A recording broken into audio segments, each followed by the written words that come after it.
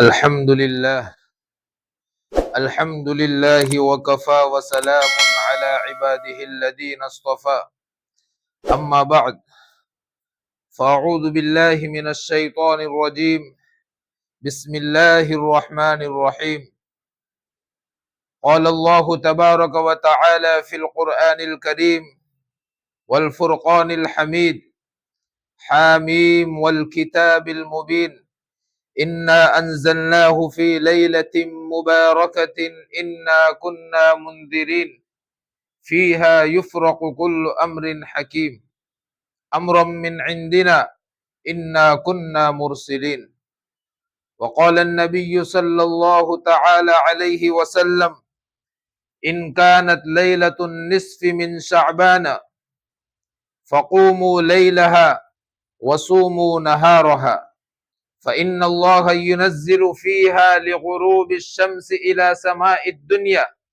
فيقول ألا من مستغفر فأغفر له ألا مسترزق فأرزقه ألا مبتلا فأعافيه ألا كذا حتى يطلع الفجر أو كما قال عليه الصلاة والتسليم.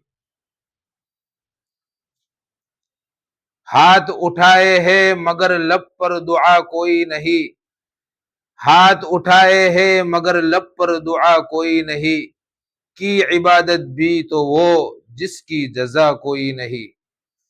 میرے محترم دوستوں اور بزرگوں، آج کی اس ویڈیو میں آپ حضرات کے سامنے شب برات کے تعلق سے کچھ اہم باتیں بیان کرنی ہے. یقیناً یہ رات بڑی فضیلت کی حامل رات ہے. 17 صحابہ کرام رضوان اللہ تعالی علیہم اجمعین سے اس رات کی فضیلت کے تعلق سے روایات ثابت ہے. اگرچہ اکثر روایات ضعیف ہے، لیکن علماء محققین کا کہنا یہ ہے کہ اس رات کی فضیلت ہے. اس رات کی فضیلت کے تعلق سے میں آپ حضرات کے سامنے دو اہم دلیل بیان کرتا ہوں. سب سے پہلی دلیل تو یہ فقہ کی سب سے بڑی کتاب ہے ہدایہ، اس میں فقہا نے لکھا ہے کہ یہ رات متبرک رات ہے، یہ رات برکت والی رات ہے.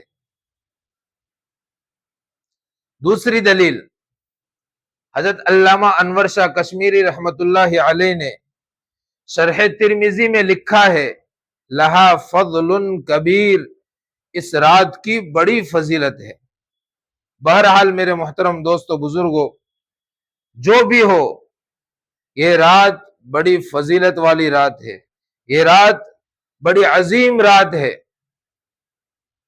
لیکن اس رات کو منانے میں ہم سب سے بہت بڑی غلطیاں ہوتی ہے، بہت بڑے بڑے خرافات ہوتے اس رات میں اور اس دن میں.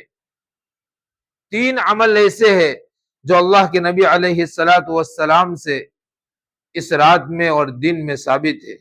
جب ان روایات کا مطالعہ کرتے ہیں تو 3 اعمال ہمیں سمجھ میں آتے ہیں جو کرنے کے اعمال ہیں. سب سے پہلا عمل قبرستان. لوگ قبرستان جاتے ہیں، قبرستان جانا یہ ضروری سمجھتے ہیں. قبرستان جانا یہ ضروری نہیں ہے.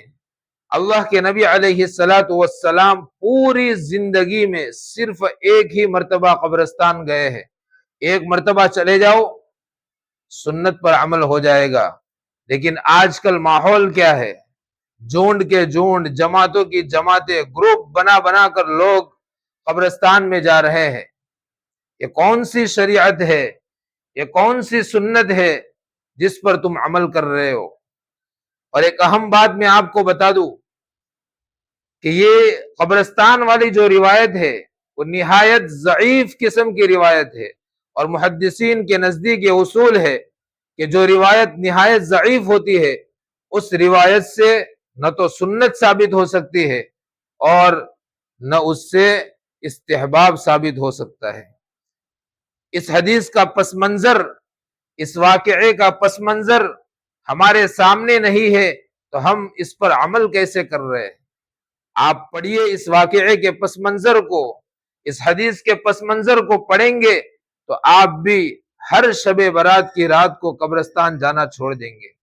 بہرحال ایک عجیب بات، پیارے آقا سرکار دو عالم صلی اللہ علیہ وسلم کی بعثت اس روئے زمین پر کیوں ہوئی ہے؟ آپ بتائیے مجھے۔ اللہ کے نبی علیہ الصلوۃ والسلام کی بعثت اس روئے زمین پر اس لیے ہوئی ہے تاکہ اللہ کے نبی علیہ الصلوۃ والسلام امانت داری کے ساتھ، دیانت داری کے ساتھ اللہ کے احکامات کو، قرآن کے احکامات کو امت تک پہنچائے۔ یہ اللہ کے نبی علیہ الصلوۃ والسلام کی بعثت کا مقصد ہے۔ تو اللہ کے نبی علیہ الصلوۃ والسلام اس رات چپکے سے اللہ کے نبی علیہ الصلوۃ والسلام قبرستان کیوں گئے؟ اگر یہ شرعی عمل ہوتا، اللہ کی طرف سے حکم ہوتا، تو اللہ کے نبی علیہ الصلوۃ والسلام فجر کی نماز کے بعد حضرات صحابہ کرام رضوان اللہ تعالی علیہم اجمعین کے سامنے اعلان کرتے کہ آج رات حضرت جبرائیل میرے پاس آئے تھے اللہ کا حکم لے کر کہ اس رات کو بڑی فضیلت والی رات ہے، اس رات کو قبرستان میں جاؤ اور مرحومین کے لیے دعائے مغفرت کرو۔ لیکن اللہ کے نبی علیہ الصلوۃ والسلام نے ایسا کوئی اعلان نہیں کیا، نہ روایات سے اس کا ثبوت ملتا ہے، نہ قرآن کریم کی آیات سے اس کا ثبوت ملتا ہے۔ تو ہم کون سی شریعت پر عمل کر رہے ہیں؟ اس لیے میرے محترم دوستو بزرگوں، بہتر طریقہ یہ ہے کہ ہم اس رات گھر پر عبادت کریں، قرآن کی تلاوت کریں اور مرحومین کے حق میں اپنے گھر پر بیٹھ کر دعائے مغفرت کریں، ان کو ایصال ثواب کریں۔ انشاءاللہ آپ کی دعائیں اور آپ کا ایصال ثواب مرحومین کے حق میں قبول ہوگا۔ نمبر 2، جو دوسری عبادت اس رات میں ہے، خاص کر کے نوافل کو کثرت کے ساتھ پڑھنا، انفرادن اس میں بھی بہت سارے خرافات آ گئے۔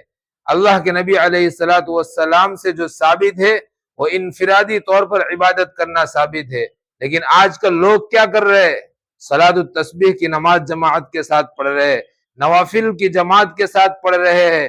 فتاوی عالمگیری میں ایک مسئلہ لکھا ہے، بہت اہم مسئلہ لکھا ہے کہ نوافل کی کوئی جماعت نہیں ہے، تو ہم کون سی جماعت پڑھ رہے ہیں؟ نوافل کی کوئی جماعت نہیں ہے، انفرادن اللہ جتنی طاقت دے آپ کو اتنی نماز پڑھے اور لمبی لمبی نمازیں پڑھے، قرآن کی لمبی لمبی صورتیں اگر یاد ہو تو نوافل کے اندر پڑھے۔ دوسری چیز جس کو لوگ ضروری سمجھتے ہیں اس رات میں، پوری رات جاگنا، کہیں سے ثابت نہیں ہے۔ حافظ ابن حجر اسقلانی رحمت اللہ علیہ نے لکھا ہے کہ اللہ کے نبی علیہ الصلوۃ والسلام سے اس رات میں پوری رات جاگنا کسی روایت سے ثابت نہیں ہے، اس لیے پوری رات جاگنا اور پوری رات عبادت کرنا اس کو ہرگز ضروری نہ سمجھے۔ تیسری چیز جو اس عبادت میں برائی کے طور پر پائی جاتی ہے وہ یہ ہے کہ لوگ مسجدوں میں اکٹھا ہوتے ہیں، مسجدوں میں جمع ہوتے ہیں۔ مسجدوں میں جمع ہونا یہ ضروری نہیں ہے۔ میں آپ کو ایک قیمتی بات بتا دوں کہ یہ بابرکت راتیں ہیں، متبرک راتیں ہیں، اور بابرکت راتوں کو سکون کے ساتھ منانا چاہیے۔ فقہ کی سب سے پہلی کتاب نور العزا، اس کے اندر لکھا ہے وَيُكْرَهُ إِحْيَاءُ اللَّيَالِيَ الْمُتَبَرِّكَةَ اجتماعها فی المساجد، کہ متبرک راتوں میں مسجدوں میں جمع ہونا، اکٹھا ہونا اور عبادت کرنا یہ مکروہ ہے، چاہے مکروہ تنزیہی ہو یا مکروہ تحریمی ہو۔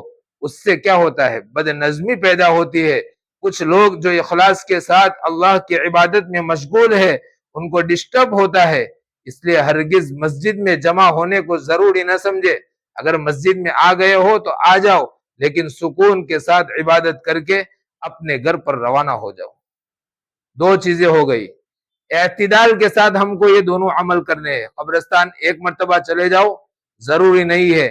نمبر 2 پر اس رات کو خوب عبادت کرو، انفرادن نماز پڑھو، مسجدوں میں جمع ہونا ضروری نہیں ہے۔ نوافل کی جماعت کرنا یہ بدعت ہے، یہ جائز نہیں ہے، شریعت میں اس کا کوئی حکم نہیں ہے۔ نمبر 3 پر کیا ہے؟ نمبر 3 پر ہے اس دین کا روزہ رکھنا۔ لیکن آج کل لوگوں نے اس روزے کو ضروری سمجھ لیا ہے۔ اگر کوئی روزہ نہیں رکھتا ہے تو اس کو قابل ملامت سمجھا جاتا ہے۔ اس سے بھی بڑی سنت تو یہ ہے کہ ہم ہر مہینے کی 13ویں، 14ویں اور 15ویں تاریخ کا روزہ رکھے، جس کو ہم ایام بیس کہتے ہیں۔ یہ اللہ کے نبی علیہ السلام کے معمولات میں سے تھا۔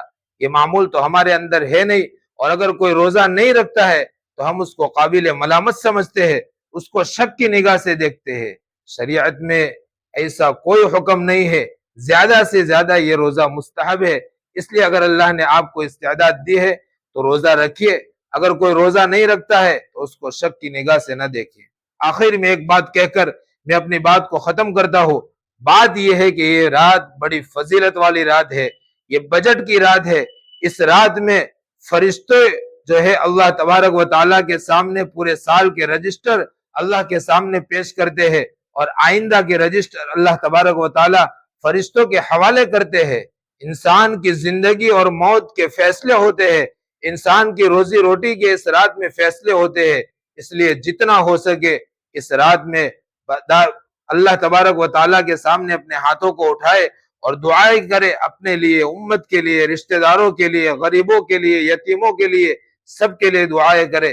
یقیناً اگر اس طریقے سے ہم اپنی رات کو منائیں گے، شب برات کی رات کو منائیں گے، تو یہ رات ہمارے حق میں قابل قبول ہوگی، اللہ کے نزدیک مقبول ہوگی۔ اللہ تبارک و تعالی ہم سب کو ان باتوں پر عمل کرنے کی توفیق نصیب فرمائے۔